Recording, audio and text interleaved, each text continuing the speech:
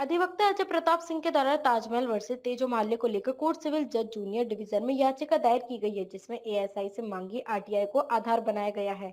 याचिका में ताजमहल को तेजो महल मंदिर बताया गया है, जिसको लेकर याचिकाकर्ता का कहना है कि आरटीआई से मांगी गई जानकारी को आधार बनाते हुए यह याचिका डाली गई है। फिलहाल इस याचिका के बाद एक बार फिर से ताजमहल को लेकर नया विवाद शुरू होता हुआ दिखाई दे रहा है, लेकिन देखना यह होगा कि कोर्ट इस पूरे मामले पर क्या निर्णय लेती है। मेरा नाम अजय प्रताप सिंह है। आज हमने ताजमहल के ऊपर एक रेगुलर सूट दायर किया है।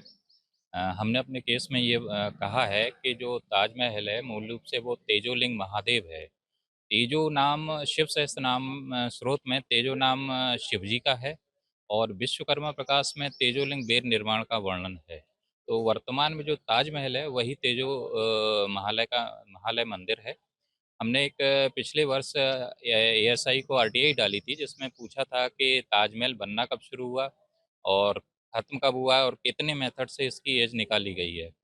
लेकिन उसमें एएसआई ने जवाब दिया कि ताजमहल एक रिसर्च का मैटर है और आप हमारी वेबसाइट और तत्कालीन बुक्स पढ़ सकते हैं।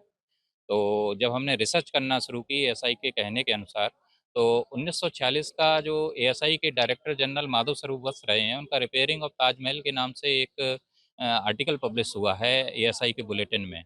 तो उसमें उन्होंने कहा है ताजमहल का ऑथर कौन है, ये एक डिस्प्यूटेड इश्यू है। और आगरा के जेटीआर में भी सेम बात यही कही गई है कि ताजमहल का आर्किटेक्ट एक डिस्प्यूटेड इशू है। 1906 के Royal Asiatic Society of Bengal के जर्नल में भी यही बात कही गई है कि ताजमहल का आर्किटेक्ट एक डिस्प्यूटेड इशू है। तो सभी चीज़ों से जो भी गवर्नमेंट के रिकॉर्ड्स हैं, उन सब में एक चीज़ क्लियर हो रही है कि ताजमहल का जो इशू है, वो हमेशा से एक डिस्प्यूट का इशू रहा है, जो आज तक क्लियर नहीं किया गया है।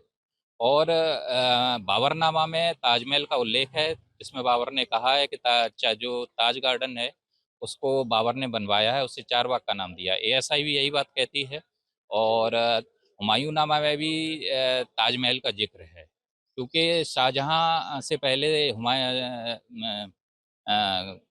क्या बाबर और हुमायूं हो चुके हैं, तो अगर शाहजहाँ ने ये ताजमहल बनाया होता, तो पहले ज़िक्र नहीं होता। तो हमने डिक्लेरेशन का सूट डाला है और इसमें secretary ministry of culture, DG ASI और सुपरिंटेंडेंट एएसआई आगरा सर्किल और डीजी यूपी टूरिज्म को रेस्पोंडेंट बनाया। डीजी महाराजा न्यूज के लिए साजिद की रिपोर्ट।